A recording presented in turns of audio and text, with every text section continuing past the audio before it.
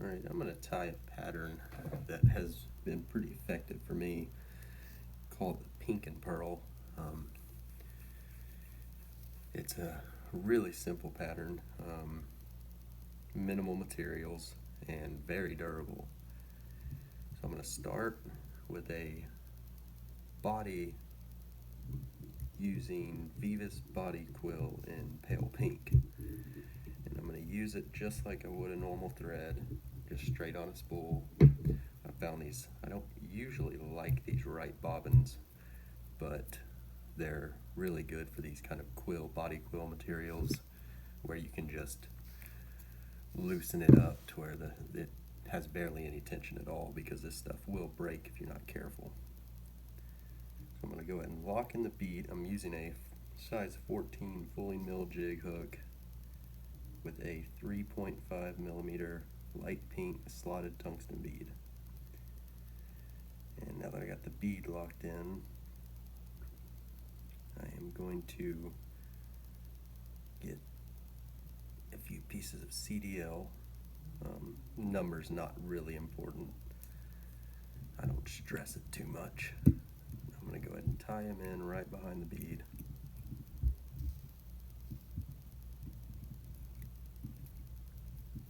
A couple wraps, check the length. I like it.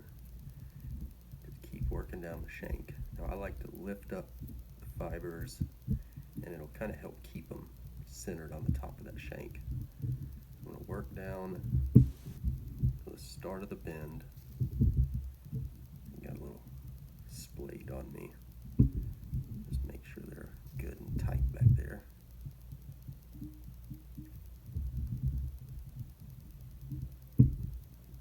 Remove the excess.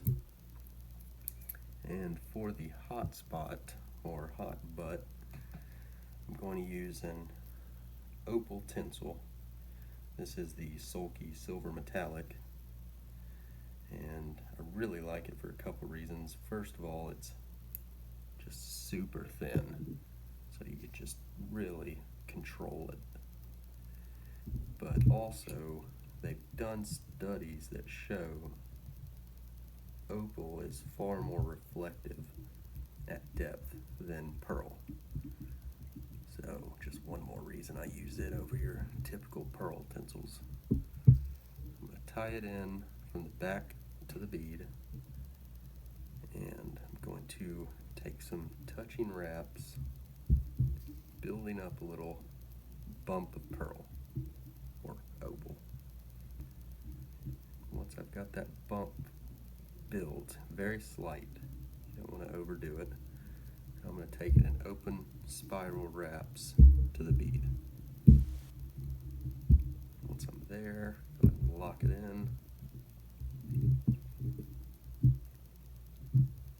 Snip away the excess. And now you're left to just building up that body.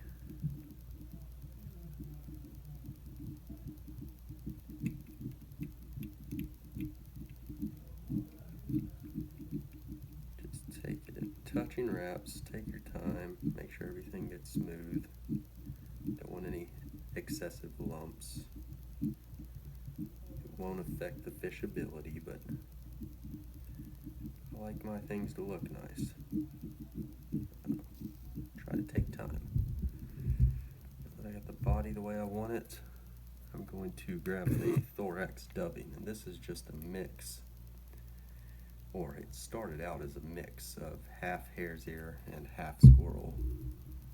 It's kind of morphed since I originally blended it into just a whole mix of whatever, but the base is still the same. I wanted something with the underfur of Hares Ear to help bind it all together, but I wanted the spikiness of Squirrel.